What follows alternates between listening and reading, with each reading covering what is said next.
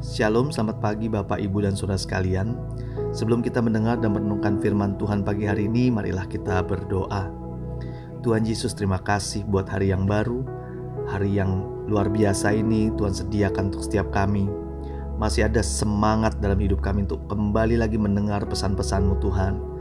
Bicaralah pagi hari ini Tuhan untuk kami semua. Kami siapkan hati pikiran kami untuk mendengarnya hanya di dalam nama Yesus. Haleluya. Amin. Tema renungan kita hari ini adalah lahir di palungan. Diambil dari Lukas 2 ayat 1-7, beginilah firman Tuhan.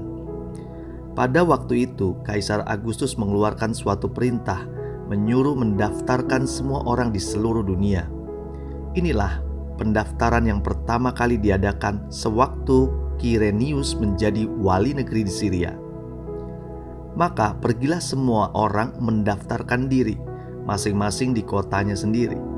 Demikian juga Yusuf pergi ke kota Nazaret di Galilea ke Yudea, ke kota Daud yang bernama Betlehem, karena ia berasal dari keluarga dan keturunan Daud.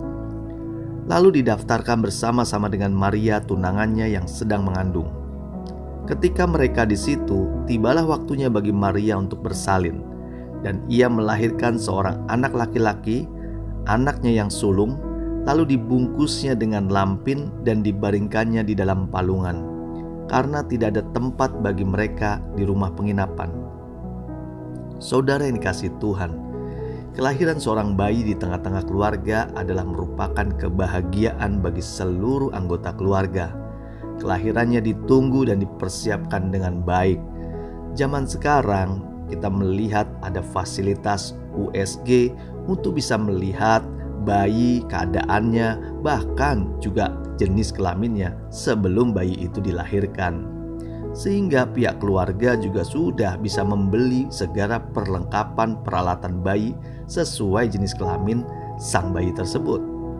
Yang terutama dibicarakan oleh keluarga tentang kelahiran adalah di mana mau dilahirkan bayi tersebut. Rumah sakit yang terbaik juga kadang dipersiapkan. Juga dokter yang terbaik juga sudah dipersiapkan untuk kelahiran anak yang ditunggu-tunggu tersebut. Itu semua dilakukan agar kelahiran bayi tersebut bisa berjalan dengan normal sesuai dengan harapan kedua orang tuanya. Waktu istri saya melahirkan anak pertama di sebuah rumah sakit di Bogor, kami sangat bersyukur karena kami dilayani dengan baik. Kami beruntung bisa ditangani oleh dokter yang telah berpengalaman dan cukup senior. Proses kelahirannya pun lancar. Dokter dan suster begitu cekatan menangani kelahiran anak kami, sehingga anak kami lahir dengan sehat dan juga prosesnya normal. Walau sempat istri saya juga dibalon terlebih dahulu untuk membuka jalur kelahiran anak pertama saya tersebut. Sampainya di rumah, ada box bayi yang terpasang dengan bagus menyambut kedatangan anak saya itu. Disitulah anak saya tidur dan beristirahat dengan nyenyak. Saudara yang dikasihi Tuhan, keadaan situasi itu sangat berbeda jauh dengan kelahiran Yesus yang kita baca di Alkitab. Berbeda jauh dengan apa yang kita baca, bahwa bayi Yesus lahir justru di palungan, di dalam kandang domba, tempat yang tidak layak untuk seorang bayi lahir, di mana tempat tersebut bau dan pasti kotor. Sedangkan kita tahu yang lahir adalah Yesus, Raja segala raja. Dikatakan karena tidak ada tempat bagi mereka di rumah penginapan, hingga mereka akhirnya melahirkan di palungan.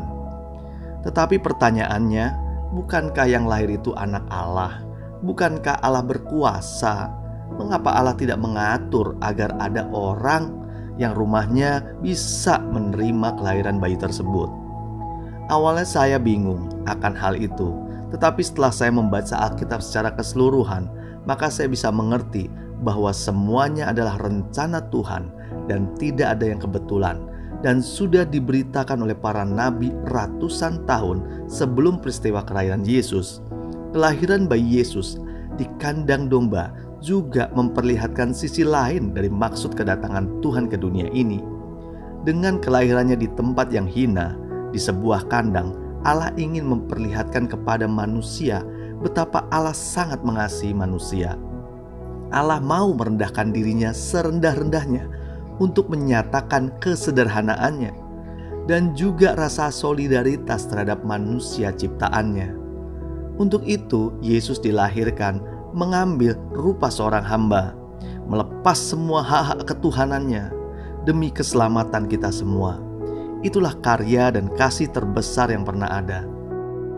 Kasih ternyata punya kekuatan yang sangat besar, sehingga mampu menggerakkan hati Tuhan untuk mengambil langkah luar biasa seperti ini.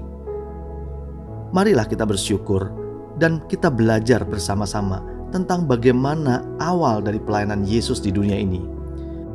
Yesus memulai dengan kesederhanaan. Walaupun ia pemilik dari segalanya, ia mau merendahkan diri dan melepaskan segala kemuliaannya sebagai seorang raja di atas segala raja, mengambil rupa menjadi hamba, bahkan sama seperti manusia ciptaannya. Lahir di palungan, di kandang anak domba, itu untuk membuktikan kasih terbesar kepada manusia. Marilah kita berdoa. Tuhan, Kau Allah yang luar biasa baik. Kau melangkah untuk datang turun ke dunia untuk menyelamatkan kami, bahkan melepaskan segala hak yang Kau miliki. Kau mau turun serupa dengan kami, bahkan mengambil rupa hamba hingga lahir di kandang anak domba. Itu adalah satu hal yang luar biasa Tuhan. Besar kasih-Mu Tuhan. Kami sungguh bersyukur Tuhan.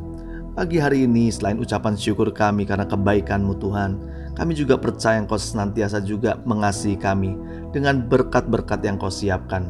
Pagi hari ini semua berkat yang Tuhan siapkan kami terima di dalam nama Yesus. Haleluya.